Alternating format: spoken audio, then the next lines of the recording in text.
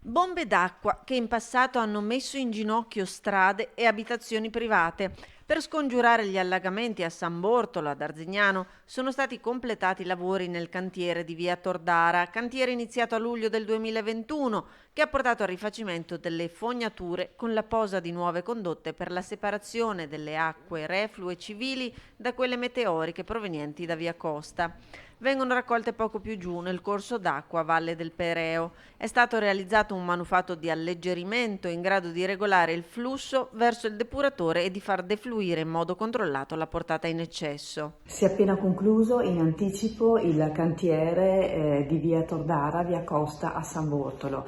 Dei lavori eseguiti da Acque del Chiampo sulla fognatura civile che insieme alla realizzazione del bacino alla vigna costituiscono un'importante azione per risolvere il problema degli allagamenti che hanno coinvolto in passato la frazione di San Bortolo.